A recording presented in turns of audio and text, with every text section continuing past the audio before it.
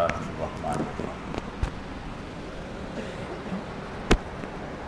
ما اصابکم من مصیبت فبما کسبت ایدیکم ویعفو عن کثیر وقال تعالی ظہر الفساد فی البر والبحر بما کسبت ایدی الناس لیذیقہم بعض الذی عملوا لعلہم یرجعون صدق اللہ مولانا العظیم۔ میرے عزیز و دوستو، اللہ رب العزت کا بے حد کرم ہے، احسان ہے کہ اللہ پاک نے ہمیں دین سیکھنے، سمجھنے اور عمل کے جذبے سے جمع فرمایا ہے۔ اللہ تعالی ہم سب کے آنے کو، جمع ہونے کو، مل بیٹھنے کو اپنی بارگاہ میں اعلیٰ درجے میں قبول فرمائے، کمی کوتاہیوں کو معاف فرمائے۔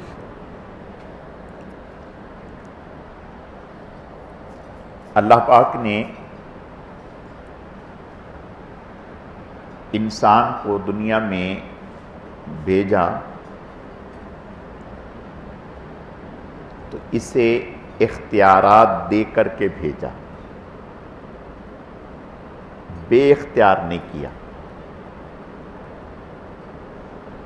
بے اختیار کا کیا معنی ہے؟ کہ اس کے اندر طاقت رکھ دی، آپ ادھر آ جائیں، آپ ساتھی ادھر آ جائیں، سامنے آ جائیں، جزاکم اللہ۔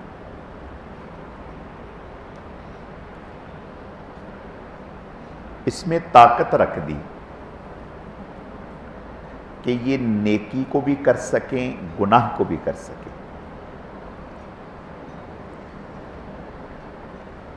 فرشتوں میں یہ طاقت نہیں رکھی۔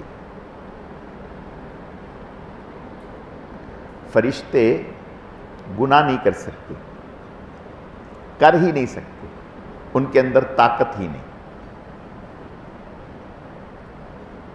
انسان میں اللہ نے دونوں ہی طاقتیں رکھی، خیر کی طاقت بھی رکھ دی، شر کی طاقت بھی رکھ دی، اور یہی آزمائش ہے۔ اللہ پاک اگر چاہتے تو انسان سے گناہ ہوتا ہی نہ، یعنی اللہ اگر چاہتے تو کوئی انسان گناہ ہی نہ کر سکتا۔ مثلا آنکھ گناہ کی طرف دیکھ ہی نہ سکتی، زبان گناہ بول ہی نہ سکتی، کان گناہ سن ہی نہ سکتی، لیکن اللہ نے ایسا نہیں کیا۔ اللہ نے دونوں طاقتیں رکھی، پھر عقل بھی دی، طاقتیں بھی رکھی، عقل بھی دی، پھر سمجھانے کے لیے نبیوں کو بھی بھیجا۔ اب عقل اس لیے دی کہ عقل سے انسان جو ہے وہ فیصلہ کرتا ہے کہ میرے لیے نفع کی چیز کون سی ہے، نقصان کی چیز کون سی ہے، کون سی چیز کھانی ہے، کون سی چیز نہیں کھانی۔ مثلا زہر نہیں کھانی، بڑی عقل ہے۔ بجلی کی ننگی تار کو ہاتھ نہیں لگانا، آگ میں نہیں کودنا، پانی میں نہیں کودنا، چھت سے چھلانگ نہیں لگانی۔ یہ اللہ نے انسان میں عقل رکھ دی کہ انسان اپنے نفع کی چیزوں کو بھی پہچانتا ہے، نقصان کی چیزوں کو بھی پہچانتا ہے، اور اسی عقل کی بنیاد پر یہ مکلف ہے۔ اسی عقل کی بنیاد پر یہ مکلف ہے۔ اگر اس کی عقل ختم ہو جائے، مجنون ہو جائے، دیوانہ ہو جائے، پاگل ہو جائے، تو پھر کوئی مکلف نہیں، پھر تو مزے کرے، جو مرضی کرتا رہے، کسی کو پتھر مار دے، کسی کو گالی دے دے، کپڑے اتار دے، کپڑے پہن لے، پورے پہنے، آدھے پہنے، کوئی کچھ نہیں کہتا، کوئی بھی کچھ نہیں کہتا۔ پاگل آدمی، اس نے کچھ بھی نہ پہنا ہو، کبھی کسی آدمی نے کہا ہے کبھی یہ کیا حرکت کر رہا ہے تو؟ لوگ کہتے ہیں کہ بھئی یہ پاگل ہے. جب پاگل ہے تو بھئی اس کے لیے سب کچھ ٹھیک ہے. تو عقل کی برکت سے اللہ نے انسان کو مکلف بنا دیا، یعنی احکامات کا جواب دہ ہے. اگر عقل نہ ہوتی تو یہ جواب دہ نہ ہوتا، عقل کی وجہ سے یہ جواب دہ ہے. پھر اللہ پاک نے نبیوں کا سلسلہ جاری کیا. اب نبیوں نے آ کر کے بتایا کہ بھئی یہ صحیح ہے، یہ غلط ہے، اور اسی کا نام آزمائش ہے، اسی کا نام آزمائش ہے. پھر اللہ پاک نے فطرتاً اس کے اندر کچھ چیزوں کی محبت رکھ دی. آزمائش کے لیے مال کی محبت رکھ دی، عورت کی محبت رکھ دی، اولاد کی محبت رکھ دی. یہ آزمائش ہے. اگر اولاد کی محبت انسان کے دل میں نہ ہوتی تو بچے کا جو پوٹی پخانا ہے تو کون برداشت کرتا اس کو؟ یہ ایک محبت ہے کہ ماں باپ اولاد کی محبت کے ہاتھوں مجبور ہیں، پوری رات اس کو لیے کھڑے رہتے ہیں. وہ 10 دفعہ پیشاب کرتا ہے تو 10 دفعہ اس کو دھوتے ہیں. یہ محبت ہے. تو اللہ نے اولاد کی محبت رکھ دی، عورت کی محبت رکھ دی، مال کی محبت رکھ دی. یہ آزمائشیں ہیں، یہ آزمائش. اگر اللہ پاک مال کی محبت نہ ہوتی، فلاں کی محبت نہ ہوتی، فلاں کی محبت نہ ہوتی تو کوئی آزمائش ہوتی؟ کوئی آزمائش نہیں. اب مال کی محبت ہے، اسی وجہ سے تو انسان جو ہے تباہ کاریاں کر رہا ہے. ڈکیٹی، چوری، ہیرا پھیری، کم تولنا، دھوکہ دہی، یہ اسی وجہ سے تو ہے. پھر اللہ پاک نے اس کے اندر خواہشات رکھ دی، خواہشات رکھ دی. مثال کے طور پر اگر اس کے اندر خواہشات نہ ہوتی تو کچھ بھی نہ تھا.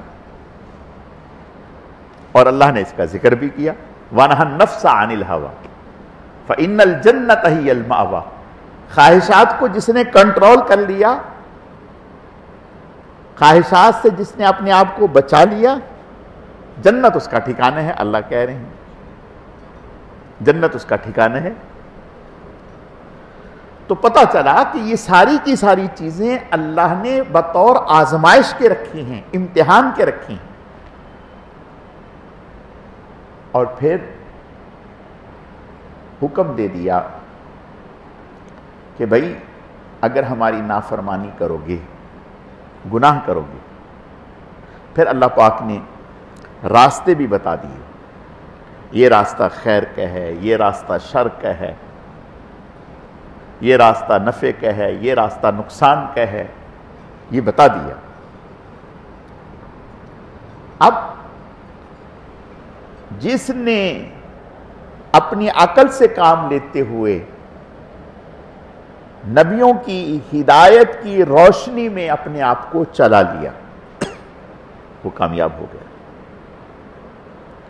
اور جس نے خواہشات کے پیچھے اپنے آپ کو لگا دیا، اللہ کی نافرمانی کی، اس کے حکموں کو توڑا، وہ برباد ہو گیا. ہمارے ہاں ہم عبادت صرف ایک ہی چیز کو سمجھتے ہیں. عبادات جو ہیں اللہ نے کی جو احکامات ہیں وہ کچھ وہ ہیں جو کرنے والے ہیں، کچھ وہ ہیں جو نہ کرنے والے ہیں. کچھ وہ ہیں جو کرنے والے ہیں، کچھ وہ ہیں جو نہ کرنے والے ہیں. ہم جو کرنے والے ہیں وہ تو کرتے ہیں. مثلا نفل پڑھ لیں گے، تسبیح بھی پڑھ لیں گے، اشراق بھی پڑھ لیں گے، چاشت بھی کر لیں گے، پڑھ لیں گے، تلاوت بھی کر لیں گے، ذکر کی ضربے بھی لگا لیں گے. بھئی گناہ جو ہیں اس سے بچنا ہے، اللہ کی نافرمانی سے بچنا ہے، اس طرف توجہ نہیں ہے۔ آپ صلی اللہ علیہ وسلم کا ارشاد ہے اتق المحارم، اتق المحارم، حرام سے بچو، تکن اعبد الناس، سب سے بڑے عبادت گزار بن جاؤ گے۔ اگر حرام کو چھوڑ دو گے، اللہ کی نافرمانی کو چھوڑ دو گے، تو فرمایا سب سے بڑی عبادت گزار بن جاؤ گے۔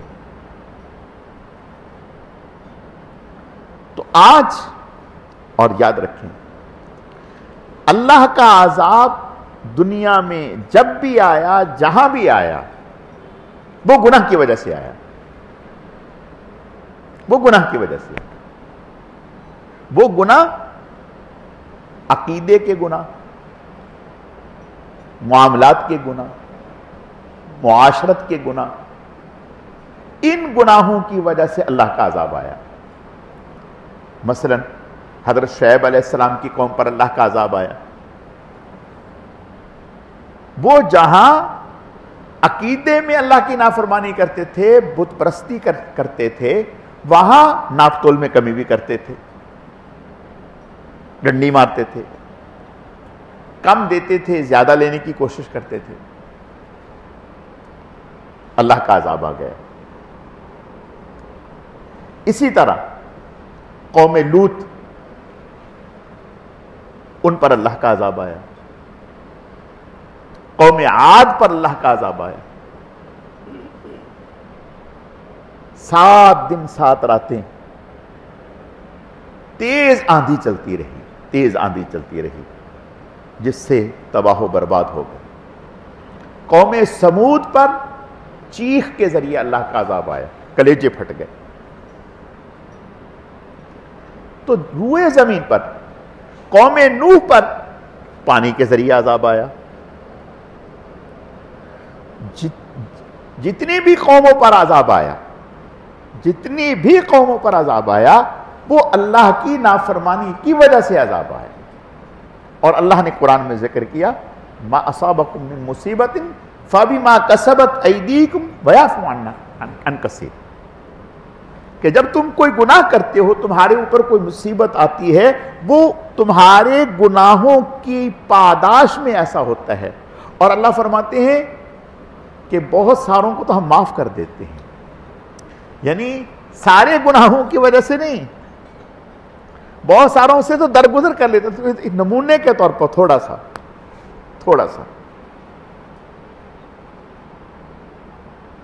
تو پتہ چلا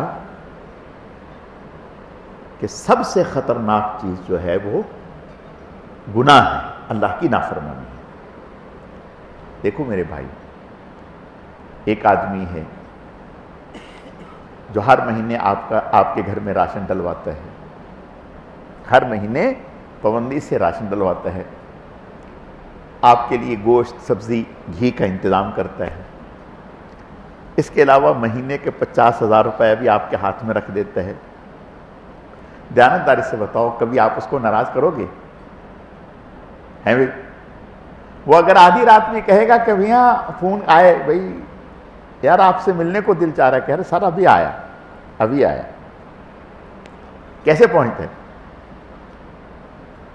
لوگ؟ رشتہ دار، دوست، احباب، بہن، بھائی کہتے ہیں، بیٹا بھی کہتا ہے ابا آرام کریں، صبح مل لینا۔ کہتا تمہیں کیا پتا بیٹا، وہ ہمارا اتنا خیال کرتا ہے، ہر مہینے ہمارے گھر میں راشن ڈلواتا ہے، 50,000 نقدی دیتا ہے، تو میرا کیا بگڑ جائے گا، میں ذرا جا کے مل لوں گا، خوش ہو جائے گا۔ کیوں بھی ایسا کرتے نہیں کرتے؟ اور جو صبح و شام، رات دن سارے ہی راشن ڈلواتا ہے، وہ تو صرف راشن ڈلواتے ہیں نا، یہ تو نگاہ کا راشن بھی دیتے ہیں، زبان کا راشن بھی دیتے ہیں، دماغ کا راشن بھی دیتے ہیں، کان کا راشن بھی دیتے ہیں، صحت کا راشن بھی دیتے ہیں، عقل کا راشن بھی دیتے ہیں، ہر نعمت سے نوازتا ہے،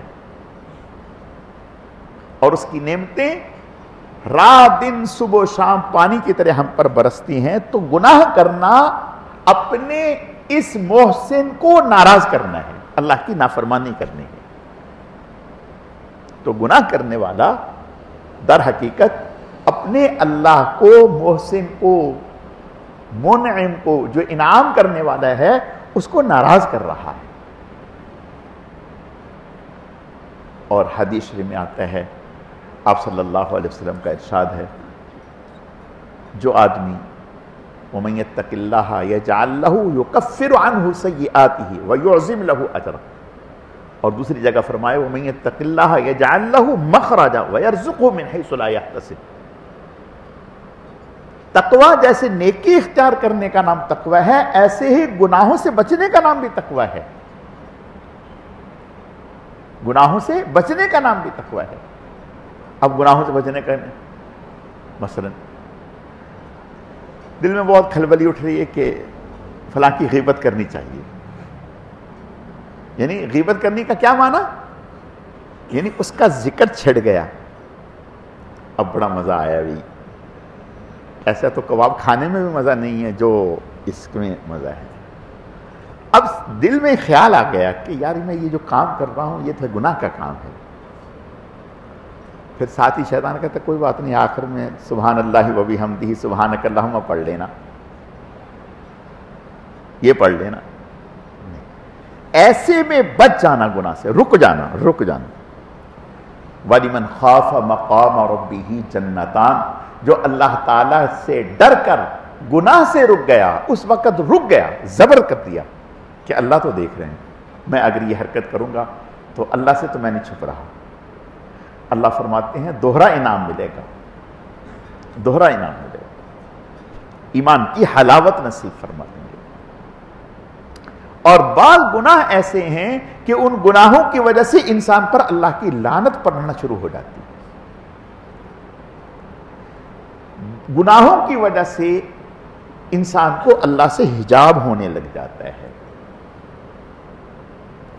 گناہوں کی وجہ سے رزق کی تنگی ہونے لگتی ہے. یعنی راستے کھلتے کھلتے بند ہونا شروع ہو جاتے ہیں. آخر کے لوگ کہتے ہیں کہ مولانا صاحب کیا بتائیں، ڈیل ہوتے ہوتے بالکل آخری مرحلے میں ختم ہو گئی. بالکل آخری مرحلے میں دستخط ہونے تھے، بس ختم ہو گئے. پیچھے میرے اتنے مہینوں کی محنت تھی، اگر یہ میرا سودا ہو جاتا تو مجھے اتنے لاکھ کا اس میں نفع ہونا تھا. اب اس کے پیچھے کیا ہے؟ بندش ہے. بالکل ہے بندش، کون کہتا نہیں بندش ہے؟ بندش آ کر کے پوچھے بندش، میں کہا بالکل بڑی بھاری بندش ہے. اچھا اس کا نام بتا سکتے ہیں؟ جس کی طرف سے بندش ہے اس کا نام بتا سکتے ہیں؟ میں نے کہا تگڑی ذات ہے، کسی تگڑے بندے نے بندش کی ہے. ڈرتا ہوں اگر اس کا نام بتاؤں تو میرا بھی رگڑا نکل جائے گا. نہیں مولانا صاحب بتائیں، پلیز پلیز بتائیں. میں نے کہا اللہ نے بندش کر دی. ارے وہ دیکھنے لگتے کہ اللہ نے بندش کر دی، کیا مطلب؟ میں نے کہا صبح نماز کے لیے آتے فجر میں جمع. ارے مولانا صاحب بس صرف فجر میں نہیں ہوتا، باقی تو ٹوٹی پوٹی ہو جاتی، فجر میں نہیں ہوتا. میں نے کہا اچھا سچ بتاؤ دیانتداری سے، آنکھ کھل جاتی؟ ہاں کبھی آنکھ کھل بھی جاتی ہے، پھر بھی نہیں ہوتا، پھر بھی نہیں اٹھتا. تو میں نے کہا پھر بندش ہوگی کہ نہیں ہوگی؟ پھر ایسے ہی بندش ہوگی. اور اللہ کیا کہہ رہے ہیں؟ یہ ہم کیوں ایسا کر رہے ہیں؟ وَلَنُذِيقَنَّهُم مِّنَ الْعَذَابِ الْأَدْنَىٰ دُونَ الْعَذَابِ الْأَكْبَرِ لَعَلَّهُمْ يَرْجِعُونَ. کبھی کبھی ہم آخرت کے بڑے عذاب سے پہلے دنیا میں جھٹکے دیتے ہیں. جھٹکے، یہ جھٹکے ستانے کے لیے نہیں، پریشان کرنے کے لیے نہیں، یہ جھٹکے اس لیے ہیں کہ اللہ کی طرف رجوع کرنے والے بن جائیں. فوراً سمجھ لے کہ کسی انسان کے بس کی بات نہیں کہ جو میرے ساتھ ایسا کرے، یقیناً یہ میرے اوپر اللہ تعالیٰ کی طرف سے گرفت ہے. اور فوراً اللہ سے معافی مانگے، فوراً اللہ سے رجوع کرے. اور اللہ کیا کہہ رہے ہیں؟ جو انسان گناہ سے بچتا ہے، اللہ کی نافرمانی سے بچتا ہے، تو اللہ فرماتے ہیں ہم اس کے سارے کام ہی آسان کر دیتے ہیں. جس طرف بڑھتے ہیں، مٹی کو ہاتھ لگایا تو سونا بن گیا. جی مٹی کو ہاتھ لگایا تو سونا بن گیا. یہ تو ہمارے ہاں محاورہ مشہور ہے نا, مثال مشہور ہے کہ بھئی فلاں تو بڑا لکی آدمی ہے. جی کیا مطلب؟ ایسا مولانا صاحب لکی آدمی ہے, جو کام کرنے بیٹھتا ہے وہ ماشاءاللہ نفع ہی نفع, وارے نیارے. بالکل ہے, بالکل ہے. ہمارے بزرگوں میں نام بتاتا ہوں, ہمارے بزرگوں میں ایسے لوگ گزرے ہیں. ایک دفعہ جا رہے تھے, ساتھ میں ایک مرید بھی تھا جو نیا نیا ساتھ جڑا. ہاں بھائی, نیا نیا ساتھ جڑ گیا. اب چلتے چلتے ایک جگہ رات ہو گئی. جب رات ہوئی تو اس وقت کوئی ایسا ریسٹورنٹ تو ہوتے نہیں تھے, دیہاتی ماحول ہوتا تھا یا سرائے بنی ہوتی تھی, جو مسجدوں میں رک جاتے تھے. تو وہ سرائے بنی ہوئی تھی تو سرائے میں رک گیا. جب سرائے میں رکا یہ بزرگ بھی رک گئے تو ساتھ میں وہ بھی رک گیا جو مرید تھا ساتھ میں. اب وہ بزرگوں نے دیکھا کہ رات کو یہ کبھی ادھر پہلو بدل رہا ہے کبھی ادھر بدل رہا ہے, سو نہیں رہا, نیند نہیں آ رہی اس کو. کہا کہ بھئی شاید نئی جگہ ہے اس وجہ سے نیند نہیں آ رہی. کہا میاں خیر ہے, کیا بات ہے, نیند کیوں نہیں آ رہی, بے چینی ہو رہی ہے. کہنے لگا حضرت وہ کچھ لوگ ادھر سوئے ہوئے ہیں نا, تو میرے پاس جیب میں 2 پیسے ہیں, ڈر لگ رہا ہے کہ کوئی چوری نہ کر لے, چوری نہ کر لے, 2 پیسے ہیں وہ بھی جائیں. یعنی دل میں مال کا خیال. حضرت نے کہا ٹھیک ہے.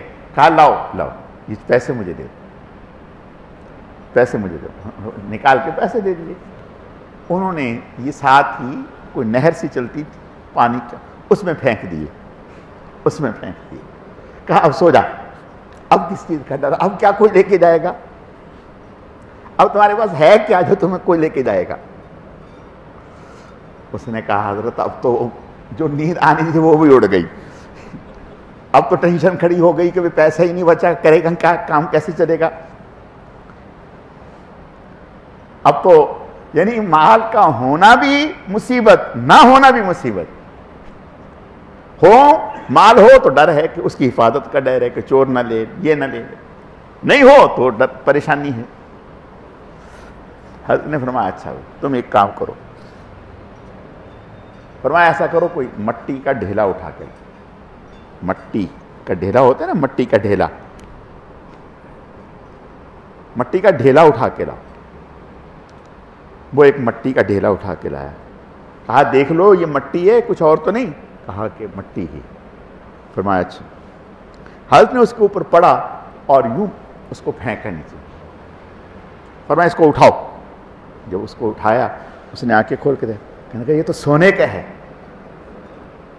سونے کا ہے. حضرت نے فرمایا کیا کہہ رہے ہو. کہا یہ سونے کا ہے.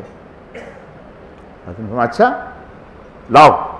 وہ بھی لیا اور پانی میں پھینک دیا, وہ بھی لیا اور پانی میں پھینک دیا. کہا اب سو جاؤ, اللہ نے اتنا کچھ دے دیے ہے کہ اس کے نہ آنے کی خوشی نہ جانے کا غم, اللہ نے بہت کچھ دیا ہوا ہے, تم بے فکر کچھ سو جاؤ.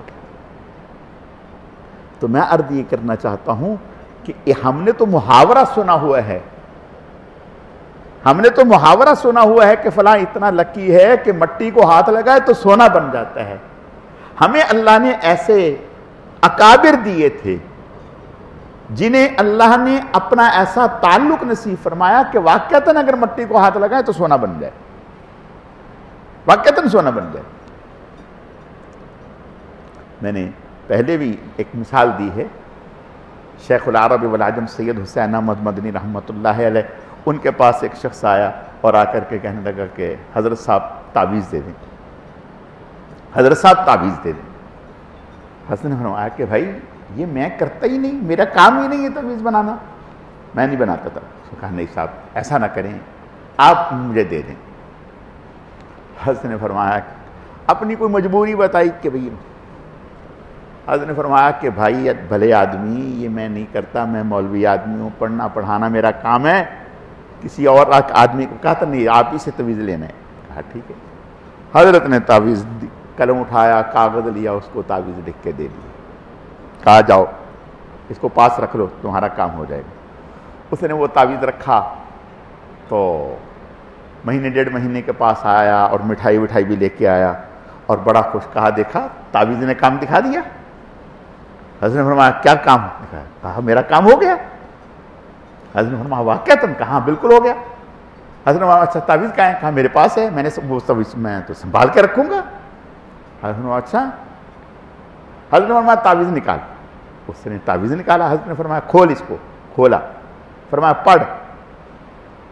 جب وہ تعویذ کو پڑھا تو اس میں حضرت نے یہ لکھا تھا کہ یا اللہ پاک یہ آپ کا بندہ ہے, اپنی ضرورت کے لیے میرے پاس آیا ہے اور مجھ سے یہ تقاضا کر رہا ہے, میں کچھ جانتا نہیں اور یہ مانتا نہیں, میں کچھ جانتا نہیں اور یہ مانتا نہیں, اب تو جان تیرا بندہ جانے. یہ لکھا اس میں, یہ لکھا اور اس کے حوالے کر دیا. اللہ نے لکھے ہوئے کی لاج نبھا دی. اللہ نے لکھے ہوئے کی لاج نبھا دی. ان باتوں کا تعلق کرامات سے ہے. دیکھو بعض اللہ تعالیٰ کے ایسے محبوبین ہوتے ہیں کہ اللہ تعالیٰ کے ناز بردار ہوتے ہیں. جیسے دوست کو دوست پر ناز ہوتا ہے تو انہیں اپنے اللہ تعالیٰ کے تعلق اور محبت پر ناز ہوتا ہے. اللہ تعالیٰ اب ان کی دوستی اور ان کے اس تعلق کی لاج نبھا دیتے ہیں. اللہ تعالیٰ کسی چیز کے پابند نہیں ہیں, لیکن اللہ تعالیٰ سب سے زیادہ وفادار ہیں. اللہ تعالیٰ سب سے زیادہ وفادار ہیں. اگر میں اور آپ کسی سے دوستی قائم کرنے کے بعد بے وفائی کو برا عیب سمجھتے ہیں, ایک نقص سمجھتے ہیں, تو اللہ تعالیٰ بھی اپنے بندوں کے ساتھ بے وفائی نہیں کرتے. اللہ تعالیٰ بھی وفا کرتے ہیں, لیکن بندہ مخلص ہو کر کے لگے اللہ کے سامنے. اور اللہ تعالیٰ کو اپنے بندے سے سب سے زیادہ جو محبوب چیز ہے وہ نافرمانی سے بچنا ہے, گناہ سے بچنا ہے. اس سے زیادہ محبوب عمل کوئی نہیں ہے اللہ کی نگاہ میں. اس سے زیادہ محبوب عمل کوئی نہیں. جس آدمی نے اپنے آپ کو گناہ سے بچا دیا, اللہ کی نافرمانی سے بچا دیا. اب دیکھیں, میں نے کل جمعے میں عرض کیا تھا,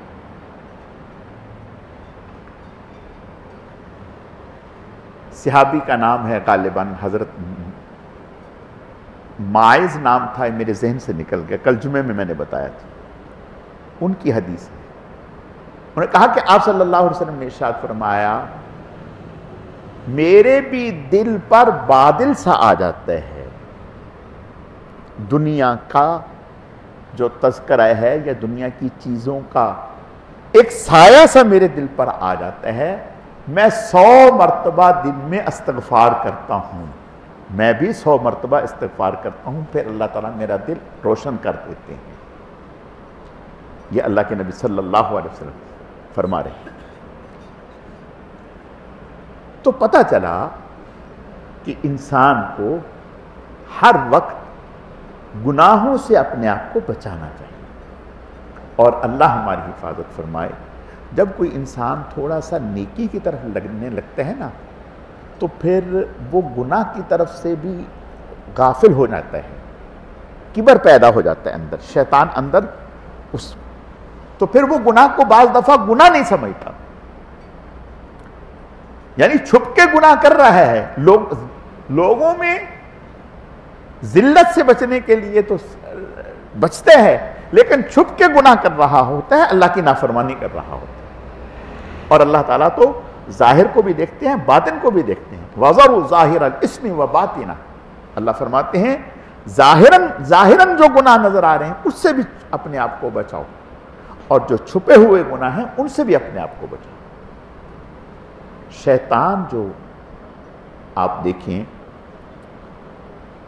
شیطان سے بڑا عبادت گزار کوئی نہیں گزرا, بہت اس نے عبادت کی, اپنی کثرت عبادت سے فرشتوں میں شامل ہو گئے. علم بھی بہت تھا, عبادت گزار بھی بہت تھا, لیکن اللہ کی نافرمانی کی, گناہ کیا, تکبر کیا, اللہ کے حکم کو پامال کیا. اس کی وجہ سے ہمیشہ کے لیے مردود ٹھہر گیا. تو پتہ چلا جب بھی انسان کی بربادی ہوتی ہے، تباہی ہوتی ہے، کسی بھی لائن سے ہو، اللہ ہماری حفاظت فرمائے، وہ اللہ کی نافرمانی اور گناہ کی وجہ سے ہوتی ہے. اور بعض دفعہ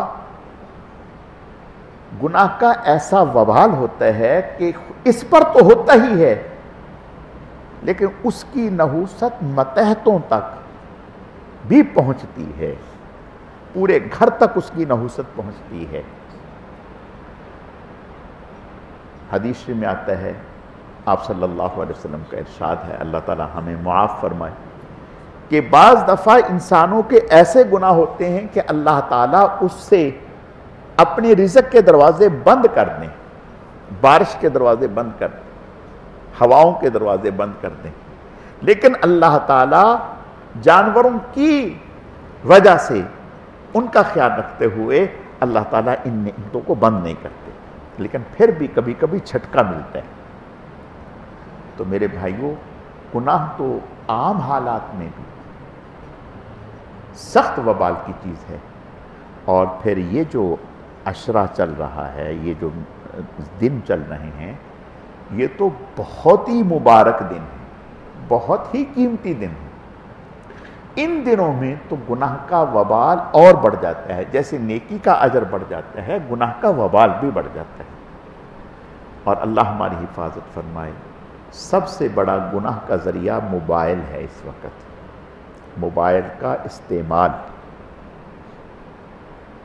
بعض لوگ موبائل پر بیٹھے ہیں، ان کے کئی کئی گھنٹے گزر جاتے ہیں، انہیں احساس تک نہیں ہوتا، بس خیال ہوتا ہے کہ ابھی کرتے کرتے کرتے کرتے کرتے کرتے کہاں تک پہنچ جاتے ہیں، کہاں تک پہنچ جاتے ہیں. یہ چند دن جو ہیں نیت کر لیں، یہ جو عشرہ ذی الحجہ ہے، ہم نیت کریں کہ ان دنوں میں ہم نے آنکھ کی بھی حفاظت کرنی ہے، زبان کی بھی حفاظت کرنی ہے، سوچ اور فکر کو بھی پاکیزہ کرنا ہے، اپنے آپ کو ہر گناہ سے بچانا ہے. اور ان دنوں میں اللہ اکبر لا الہ الا اللہ واللہ اکبر وللہ الحمد، اس کی کثرت کرنی ہے. لا الہ الا اللہ کی کثرت کرنی ہے، سبحان اللہ کی کثرت کرنی ہے، الحمدللہ کی کثرت کرنی ہے، اللہ اکبر کی کثرت کرنی ہے، تیسرے کلمے کی کثرت کرنی ہے. یہ اللہ کو بہت محبوب کلمے ہیں، اور یہ ہمارے پاس وقت ہے. یہ جو راتیں ہیں، آپ صلی اللہ علیہ وسلم کا ارشاد ہے، ان راتوں میں عبادت کا ثواب لیلۃ القدر کے برابر ہے. اللہ نے ہمیں موقع دیا ہے ان دنوں میں اور ان راتوں میں ہم اس موقع سے فائدہ اٹھا کر اللہ سے اپنے آپ کو، اپنی حاجتوں کو پورا کروائیں، اپنی ضرورتوں کو پورا کروائیں. ہماری سب سے بڑی ضرورت تو مغفرت ہے، سب سے بڑی ضرورت ہماری بخشش ہے، ہماری مغفرت ہے. تو ان دنوں میں اللہ کو راضی کر کے اپنی مغفرت کے ذرائع پیدا کریں، اللہ کی رضا حاصل کرنے کے ذریعے پیدا کریں. دیکھو، جب اللہ تعالیٰ راضی ہو جائیں گے تو سارے کام آسان ہو جائیں گے، سارے کام ہی آسان ہو جائیں گے. اور اگر اللہ ہماری حفاظت فرمائے، اللہ تعالیٰ ناراض ہیں تو سارے راستے بند ہو جائیں گے، کسی سے بھی گزر نہیں سکیں. اللہ تعالیٰ سمجھنے کی، عمل کرنے کی توفیق عطا فرمائے. آخر میں قربانی، ایک تو 9 ذی الحجہ کی فجر سے تکبیرات تشریق شروع ہو جائیں گے، یعنی ہر فرض نماز کے بعد ایک مرتبہ مردوں کے لیے بلند آواز سے کہنا اللہ اکبر لا الہ الا اللہ واللہ اکبر وللہ الحمد کہنا واجب ہے. ایک مرتبہ، خواہ اکیلے نماز پڑھیں، خواہ جماعت سے نماز پڑھیں، خواہ سفر میں ہوں، خواہ حضر میں یعنی اپنے مقام پر ہوں، یہ واجب ہے تکبیرات تشریق، مردوں کے لیے بھی عورتوں کے لیے. مردوں کے لیے بلند آواز سے، عورتوں کے لیے ہلکی آواز سے یہ تکبیرات کہنا. اور 13 ذی الحج کی عصر پر یہ ختم ہو جائیں گی، یعنی عصر میں پڑھیں گے، پھر مغرب میں نہیں پڑھیں گے. 13 ذوالحج. ایک تو یہ بڑا عمل ہے. دوسرا قربانی، بہت بڑا عمل. قربانی سے بڑا عمل آپ صلی اللہ علیہ وسلم سے پوچھا گیا یا رسول اللہ کہ ان دنوں میں سب سے بڑا، آپ نے فرمایا قربانی. اس سے بڑا عمل کوئی ہے نہیں. جب عمل بڑا ہے تو اس کا خیال بھی بڑا رکھنا پڑے گا. جو بڑی قیمتی چیز ہوتی ہے اس کی حفاظت بھی اتنی زیادہ ہوتی ہے. تو اپنے اس عمل کی حفاظت، نیت کی اصلاح کہ میری یہ قربانی صرف اور صرف اللہ کی رضا کے لیے. دیکھو جو کاروباری لوگ ہیں وہ سمجھتے ہیں کہ بعض دفعہ کوئی سیزن ہوتا ہے، اگر نہ بھی پیسے ہوں تو ان کو پتہ ہو کہ بھئی فلاں موقع پر اگر ہم نے انویسٹ کر دیا تو ضرور نفع ہوگا، تو وہ ادھار پکڑ کے بھی کر دیتے ہیں کہ بھئی نفع ہوگا. تو یہ قربانی اگرچہ مالدار پر، صاحب نصاب پر تو واجب ہے. اور صاحب نصاب، ہمارے ہاں ایک بات یہ مشہور ہے کہ اگر ایک گھر میں کئی سارے لوگ رہتے ہیں تو سمجھتے ہیں کہ بھائی اگر بڑے نے قربانی کر دی، ابا نے کر دی تو سب کی طرف سے ہو گئی. بھائی اگر ابا نماز پڑھ لیں تو کیا سب کی طرف سے نماز ہو جائے گی؟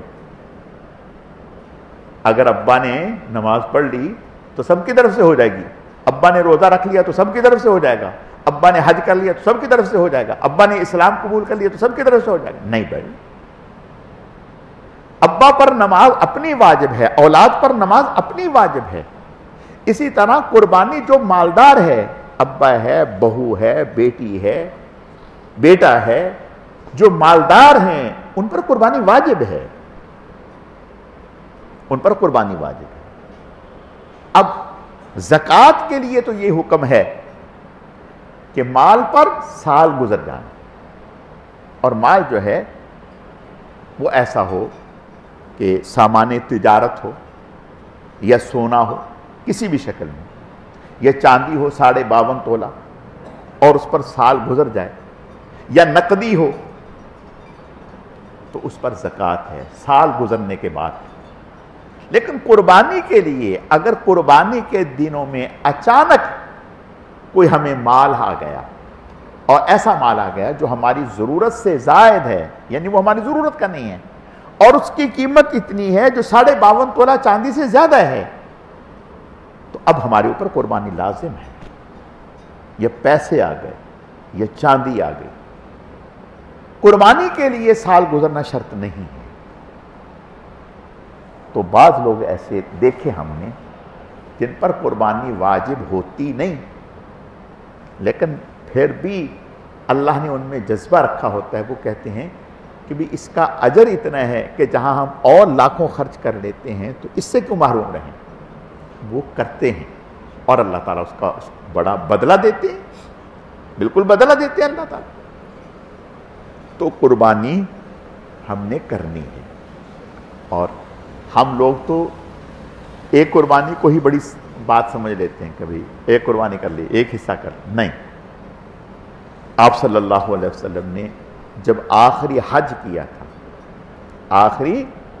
تھا تو اس آخری حج میں آپ صلی اللہ علیہ وسلم نے 100 اونٹ قربان کیے تھے. 63 اونٹ اکیلے آپ صلی اللہ علیہ وسلم نے خود ذبح کیے تھے، 63 اونٹ، اور باقی حضرت علی رضی اللہ تعالیٰ عنہ کے حوالے کر دیے کہ وہ ذبح کریں. کتنی قربانیاں کی جناب رسول اللہ صلی اللہ علیہ وسلم. اگر اللہ تعالیٰ نے وسعت دی ہو کسی انسان کو، اس کے پاس گنجائش ہو، تو پہلی قربانی تو اپنی طرف سے کرے. پھر اللہ پاک نے اگر گنجائش دی ہے تو آپ صلی اللہ علیہ وسلم کی طرف سے ضرور کرنی چاہیے. پھر اگر اللہ نے گنجائش دی ہے تو حضور اپنی طرف سے نفلی قربانی کرے، اور اس کا ثواب تمام انبیاء کو، حضور علیہ السلام کی پوری امت کو اس کا ثواب اصال ثواب کر دے. یہ بہت بڑا عمل. آپ صلی اللہ علیہ وسلم نے ایک موقع پر 2 قربانیاں کی، ایک اپنی طرف سے اور ایک اپنی امت کی طرف سے. اب مثال کے طور پر اگر ایسا ہو کہ گھر کا بڑا آدمی کر دیا اور پوری، تو حضور نے تو ایک دفعہ کر دی، تو امت کو اب ضرورت ہی نہیں تھی کرنے کی، نہیں. تو اس لیے اور قربانی شہر میں کسی جگہ بھی، شہر میں کسی جگہ بھی عید کی نماز ہو گئی تو اب آپ قربانی کر سکتے ہیں، بھلے آپ نے عید کی نماز ادا کی ہو یا نہ کی. مثلا کراچی میں کسی جگہ قربانی ہو گئی، آپ نے ابھی عید کی نماز ہو گئی، کسی بھی جگہ کراچی میں عید کی نماز ہو گئی، آپ نے ابھی عید کی نماز نہیں پڑھی، آپ قربانی کر سکتے ہیں. لیکن افضل یہ ہے، بہتر یہ ہے کہ آپ عید کی نماز ادا کرنے کے بعد پھر قربانی کریں. اور جس قربانی کے جانور میں آپ کا حصہ ہے، کوشش کریں کہ جب قربانی ہو، اس جانور کو ذبح کیا جا رہا ہو تو آپ پاس کھڑے ہوں، اور بہتر یہ ہے کہ اپنے ہاتھ سے اس جانور کو ذبح کریں. تو عرض کرنے کا مقصد یہ ہے. اور پھر جانور جو ہے وہ جو بہتر سے بہتر اللہ تعالیٰ توفیق دے وہ لینا چاہیے. سمجھے بات آ گئی؟ لیکن ہمارے ہاں اللہ معاف فرمائے کچھ آج کل نمود و نمائش یہ زیادہ ہو گئے، اس سے بچنا چاہیے. کہیں ایسا نہ ہو کہ ہمارا اجر و ثواب ہی جاتا رہے. اخلاص کے بار بار یہ نیت کرتے رہیں، دعا کرتے رہیں، اے اللہ یہ آپ کی رضا کے لیے، اے اللہ آپ کی رضا کے لیے. اور اگر اللہ نے توفیق دی ہے تو اپنے بچوں کی طرف سے، اپنی اہل خانہ کی طرف سے قربان. اور اگر بچے مالدار ہیں، ہمیں پتہ ہے ان کے پاس پیسے ہیں، ان کو کہیں کہ بیٹا آپ اپنے پیسوں سے کرو، آپ اپنے پیسوں سے کریں. شوق پیدا ہوگا، اللہ کا تعلق اس سے نصیب ہوگا، اللہ کی محبت نصیب. اللہ تعالیٰ مجھے آپ کو سب کو قربانی کرنے کی توفیق عطا فرمائے. اور پھر ساری رات جانوروں کے پاس پہرا دینا اور صبح فجر میں نہ آنا، یہ بڑی خطرے کی بات ہے. سمجھنے بات آ گئی؟ ساری رات گائے کے پاس بیٹھ کے کہتے رہیں گے بڑی خوراٹ ہے، بڑی خوراٹ ہے، فلاں کی بڑی اچھی ہے، فلاں کی ایسی. نماز کا ٹائم ہوگا تو ہم خود خوراٹ ہو جائیں گے، سو جائیں گے، نماز کے لیے نہیں. یہ بڑی خطرے کی بات ہے. علماء نے لکھا ہے نفلی حج، اگر نماز قضا ہونے کا اندیشہ ہو تو نفلی حج بھی نہ کریں، یعنی نماز کی اتنی اہمیت ہے. تو اس لیے نمازوں کی بہت زیادہ فکر کرنی چاہیے. اللہ تعالیٰ سمجھنے کی، عمل کرنے کی توفیق عطا فرمائے. الحمدللہ رب العالمین والعاقبۃ للمتقین والصلاة والسلام علی سید المرسلین. اللہم صل علی محمد النبی الامی وعلی آلہ واصحابہ وبارک وسلم وسلم.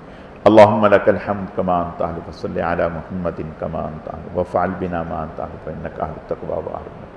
اے اللہ جتنا بھی درود شریف محض آپ کی توفیق اور آپ کے فضل سے پڑھا گیا اسے اپنی بارگاہ میں قبول فرما، کمی کوتاہیوں کو معاف فرما. اس کا اجر و ثواب جناب رسول اللہ صلی اللہ علیہ وسلم کی خدمت میں بطور تحفہ اور ہدیہ قبول فرما.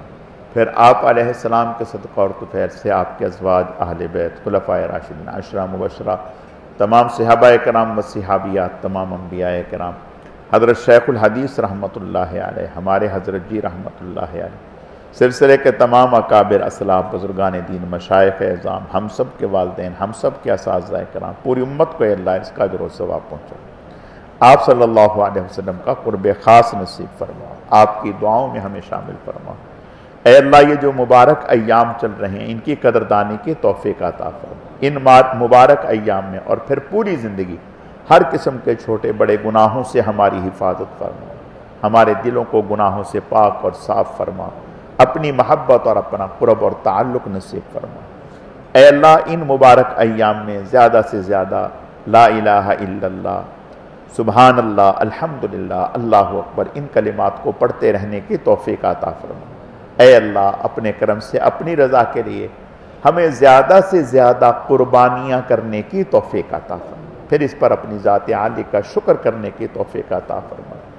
اے اللہ فلسطین کے مظلوم مسلمانوں کی امداد فرما، انہیں فتح اور کامیابیوں سے ہمکنار فرما.